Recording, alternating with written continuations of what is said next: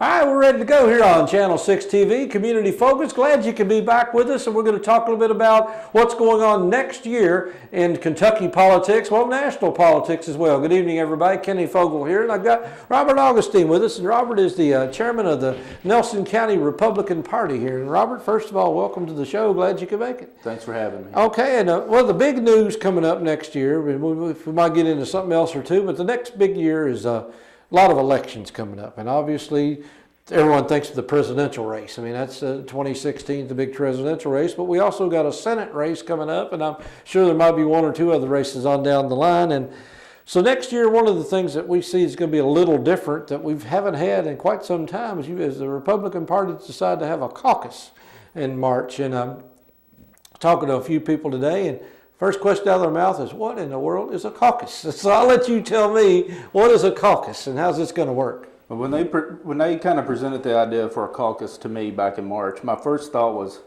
wow, that's going to be really cool. It's going to be like Iowa, and all the media is going to be down here, and you know, it's going to be all the candidates will be here, and we'll be in, you know, smoke-filled rooms, you know, who we're going to vote for, that kind of thing.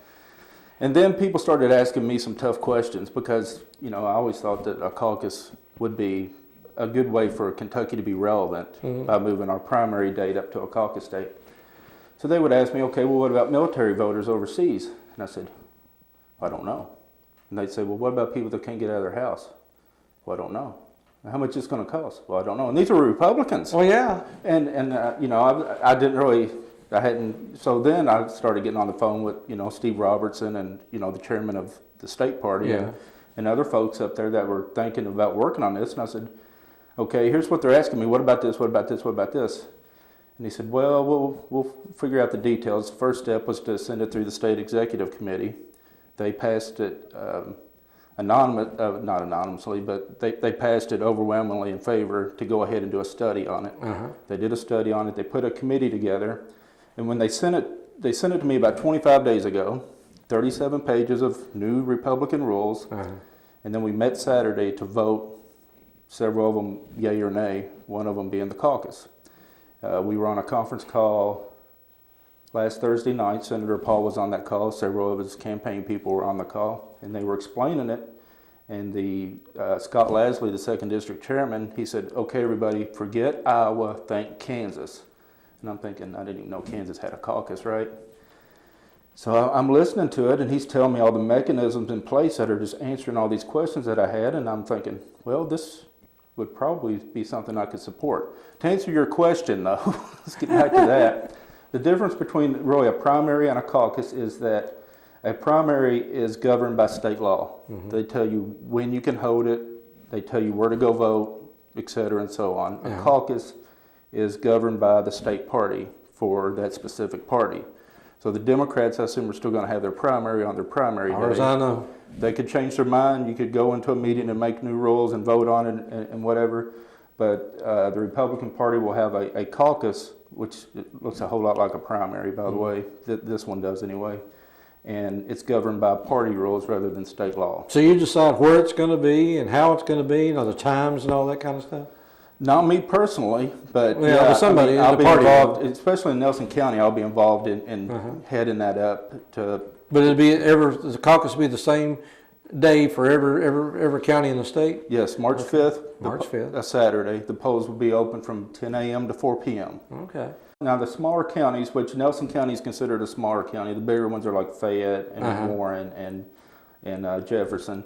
They'll have multiple polling locations. Nelson County is likely to have one, maybe two, if we can get enough volunteers and see where we're at. We basically, each county submits our caucus plan to the state, and they will sign off on it, or they'll say, that's not a good idea, here's what we're going to do. Now, some counties have no representation with the Republican Party. Believe it or not, there's some counties that are so sparsely Republican, they don't have a chairperson. Marshall County comes to mind, some of the counties like that. Now if you live in one of those counties, you get to vote because you can send in for an absentee ballot. Automatically, if you live in a county that does not have a caucus location, you send in for an absentee ballot, you vote via absentee, the party picks up the postage. So basically, and I guess I was about like you. I was thinking, if the caucus, everybody come to one big room, you'd have all these people arguing, discussing, and finally everybody go off to their respective corners. It's not going to be that way. No, and you probably participated in state conventions with the Democratic Party. Right.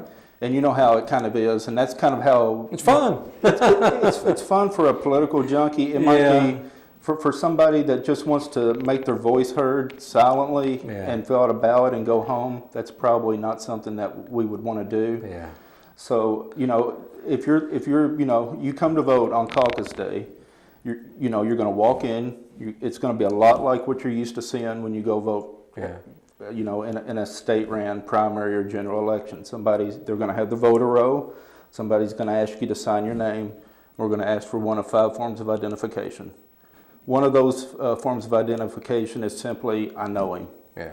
It's a lot like, it mirrors state law in a whole lot of ways. You don't have to be there from 10 to 4. You just come in any time that it's open. You get a paper ballot. This ballot is very similar to the state ballot, and it cannot be photocopied. Yeah. You can't ballot stuff. You fill it out. It goes into a locked box. At the end of the evening, somebody like myself or whoever the caucus chairman for the county may be will go with members that represent the campaigns to probably Hardin County. There's 7 locations around the state where they'll have ballot machines that count the ballots. Okay. And then they'll come to a secure location in broad daylight, feed the ballots. So you through. probably won't know the answer that day then, more than likely. You'll know it that night. You will know it that night? Yeah. Yeah. At 4, and I'm figuring you might still have people in line. We're hoping turnout will be higher than it's usually been. Ordinarily, it's been as low as 12% for a Republican presidential primary. Yeah. Because we're not relevant, and this makes us more relevant. So it's right after Super Tuesday.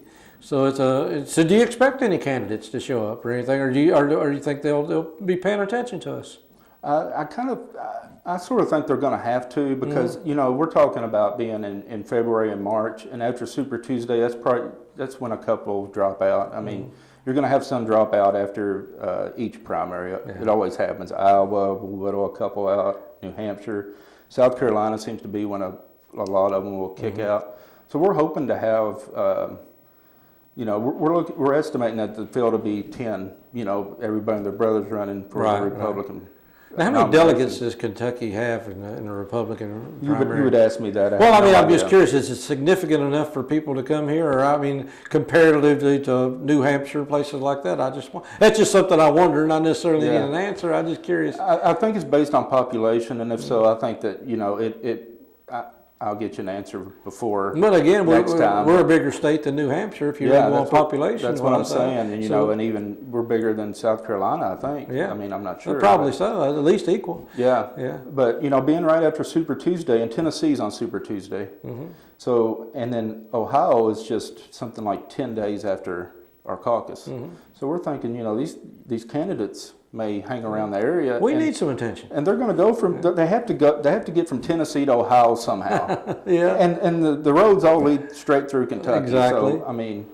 So I definitely think it's going to bring energy to the Republican primary or the caucus. Well, no. First of all, it makes us relevant, and I do like that idea, because I think we have been irrelevant for years. I know for several years ago they tried to move the primary up to about, I think, February or March, but the legislators didn't like that, because they didn't like a primary going on while they were meeting during their regular legislature in Frankfurt, so they moved it back to May, which really does make us in many ways insignificant. But again, it'll give us some attention, but I know obviously people are assuming that a lot of this is done to help Senator Paul, because there's a rule on the books: you can't appear on the ballot twice, and if he was in the primary, he couldn't run for the president and run for the Senate at the same time. So obviously I think Senator Paul has had some influence over this. Without Senator Paul, there would not be a caucus. We can make this abundantly clear.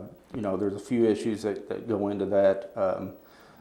The Republican Party has kind of toyed around with the idea of caucuses, but it's never been considered seriously, because we don't know how much it's going to cost. Estimations are running from $250,000 to $500,000. Senator Paul said, "I'll pay all that." So it's going to give us a chance to see, Steve Robertson and his folks up in Frankfurt. They're really having a hard time putting together a solid, firm budget because we don't know what we got to hire, how many ballots we have to print. We're going to have to overprint ballots because the last thing that we want to do is for somebody to come in and we can't give them a ballot. Yeah. So if we're running low in Nelson County, if the turnout's unusually high, we'll be on the phone with somebody in Hardin County at one of our regional hubs, and they'll be running ballots to us. So we're going to be overspending to get this caucus, right. But it has to be paid, as you mentioned earlier, this is a party thing. The Republican Party would have to pay for theirs, the Democratic Party would have to pay for theirs. Right. Is there any possibility that the state would ever go to something like this where it be state sanctioned, or it doesn't work that way? No, it doesn't work that way. The legislature would have to move a primary date. The Democratic Party, and it would be within their rights to move their caucus date up. Okay. I know that it was like 2008. I think Florida broke some party laws, and Michigan, I think, may have broken some party laws, and they had to have their delegates stripped. Do you I remember that. I remember all the details, but I remember when it happened. It was, and Hillary won big in Florida, and half the delegates were stripped. I mean, if all the delegates would have been in play come later on, Kentucky would have been relevant that year, at least in the Democratic primary. But yeah, once we get through this process and we know how much it's going to cost, we're going to go back and study it and say, it didn't cost as much as we thought it was. It made us really relevant. We're going to do this again, or we're going to look at it and we're going to say, thank God Rand Paul paid for this because, it would have broke us. Do you think this is going to generate some interest amongst voters to show up, or maybe get them a little more interesting than just actually going to a late primary? Yeah, I think it will, because I think candidates will be a little bit more involved, even if they're not all on the ground in Kentucky. You might see some advertising on TV. Yeah. We don't see any advertising. No. I have cousins in Ohio. No, Gary would love that on Channel 6. I think he'd like to buy some advertising. Exactly. I have cousins in Ohio, and when it gets to be political season, they call and they're not real politically inclined. Yeah. So all the stacks of mail really bugs them, and I'm thinking, man, I would like to have that. That would be some good souvenirs. So yeah, I think it will generate a lot of curiosity, but I don't want people to be too curious about it, because it really is going to be a whole lot like the primary, where you go in, you file a secret ballot, there's no confrontation, there's not going to be anybody there browbeating you, you need to vote for my candidate. There will be representatives from each campaign. Yeah, the rules didn't apply like in the primary. I mean, actually, you could have campaign material right there on site, rather I think in the primary it has to be something like 500 feet away or something of that nature. And the campaigns that register a representative with the state party will be allowed to put literature out. Yeah. And folks like me, and I'm assuming that I'm going to be working the caucus in some capacity or another. Yeah. And the people that will help us with the, signing people in, giving them the ballot.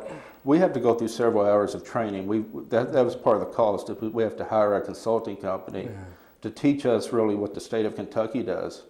So, but luckily here in Nelson County, we've got great people that are poll workers and a lot of great people that are experienced with elections. And, in a way, I'm really looking forward to it, but I know how much work is going to be involved in this, and I know what stakes are involved, because we don't want to put Rand and we don't want to put the Republican Party out there to have a circus on March 5th. Yeah. We want to do it. We want to do it right, and that's why so much careful thought has went into this process. And I know some of the criticism, obviously, some people say, well, Senator Paul's not polling real well right now in the national polls, but as you mentioned earlier, by that time there will be several people dropping out of the race, and when it gets down, I think Donald Trump is some people sucking all the air out of the room, but he's getting about 25 to 30%. That means a lot when you've got about 14 or 15 people running, but if you're down to 4 or 5 people, 25 to 30% doesn't command a lot of attention. Yeah. So obviously, it's a marathon, not a sprint. Things are going to change a lot between now and 5th of March. It will, and one of the criticisms is, it's all about Rand Paul. It is to some degree about Rand Paul. But, if you look back at the 2008 Democratic primary, Joe Biden ran for Senate and he ran for president. If you look back, Joe Lieberman was tapped by Al Gore to run as vice president. At the same time, he won his Senate race that same year. So other states have different different election laws, which allow people to at least, run for president, vice president, and their other office simultaneously. What some of the attorneys are telling us, some constitutional attorneys that were in the meeting and on the conference call were telling us, was that if Senator Paul had wanted to file a lawsuit to be able to be on the ballot, he probably would have wanted it. It would just cost a lot of money, simply because it can be interpreted. You know how courts are. You never know, but it can be interpreted that if State A allows this, then State B must also allow it, and that states cannot impede on a citizen's right to run for a federal office. A state cannot impose a term limit on a congressman, for example, because it's unconstitutional. So to say that he cannot run for Senate and he can't run for president is an argument that they're making. That really Rand's having to put forth this effort, and he's having to put forth the money that he's raising to get this caucus simply because he's just wanting to be treated as other candidates have been treated historically. Well, I'm excited about it. I'm not a Republican, but I think it's a grand idea because to me, and I guess I've always been this way, to people that really know what's going on, it's good to get them together and to come up with a good candidate. Because sometimes when you can have a candidate that just appeals to the populace that's not really paying a lot of attention, you don't always get the candidate you want. So when you get people like yourself together, the people that's in the know, people that's been involved in politics over the years, you come up with maybe the best candidate you can possibly come up with. And in the end run, that's what it's all about. You want the best Democrat running against the best Republican if we're going to get the best candidate in the White House. And we have 17 candidates. Last time I checked, it might be more. I don't know who's in, who's out right now. I think it's 17. I don't think anybody's hopped out of it yet. You guys, I'm hearing that you guys might get one more. I've heard of one or two more, maybe. And I think it's good for people to have choices. Oh, I think absolutely. It's wonderful for people to have choices. And, if I just hop back to the caucus just for a second, I talked about how if you live in a county that doesn't have a polling place, you can vote absentee. Active military members that are overseas can vote absentee, and the state party's actually working to move it further and make it so that they can vote electronically. So they're wanting to clear that hurdle. Okay. If absentee voting, especially military, was not part of the proposal, it would never have passed. Also, if you're aged, the state says if you are of age they don't give a defined age, but if you're of an older age, you can vote absentee. The RPK went ahead and defined that age as 70. At 70, you can automatically vote. If you are in a healthcare institution or if you have a medical condition that would create a hardship to go to your polling place, you get an absentee ballot. If you're a student, and I hate to keep beating up on all these things that are so much like a primary, but I really want people to know that any Republican, they're not losing anything. No, any registered Republican as of December 31st of this year. So if you want to participate, go register by the end of the year. Can participate. It's not. I've heard some really wild stories. I've heard that it's only going to be the party leaders. I've heard that it's only going to be executive committee members in each county that are allowed to caucus. That's not true. Any registered Republican can come, show their ID, or apply for an absentee ballot, and their vote will be counted, and nobody will browbeat them. They do not have to vote in public. It will be a lot like a primary. Okay. The difference is that we will still have a primary later on in the year for the other offices. If we have a primary for Congress, Senate, whatever. But the president race will not be on the regular primary. Right. Okay. It will not be, because of course that would be illegal in Kentucky. Okay. And okay. All right, March the 5th. There'll be more information coming out as far as location and how to promote this. I'm sure you'll be in the media quite a bit over the next few months, just trying to let people know. I will definitely be reaching out to every media, every microphone, and I'm really not the most comfortable guy, doing this kind of thing. but it's very important that we get the message out that how people can do it, what to expect, what the rules will be, because we really want participation in this, and we don't want anybody to feel like, well, you know, it was a smoke-filled room and they made this haphazard decision. It was a 2/3 majority vote that had to change this rule to give him a caucus, and there was a motion made to make it a secret ballot. So when they made that motion and it was passed to make that issue a secret ballot, you know, of course, Senator Paul had people in the room, Senator McConnell had people in the room. That gave people really an opportunity to vote their conscience and not have to worry about any sort of stepping on toes. I understand you, right? Personally, I voted for the caucus. I don't mind telling people that. And I voted against the move to the motion to put it on a secret ballot because I feel like I'm elected by the people of the Republicans of Nelson County, and they have a right to know what I'm doing when I'm going to those meetings. And I'll be putting out more of that information, especially regarding the reorganization. Our reorganization year got moved from 2016 to 2017. So they actually extended my term for one more year. I kicked and hollered and screamed and said, no, I'm not going to do it. And I voted no against that. Did they raise your pay any? My pay will remain the same, which is the big goose egg. But,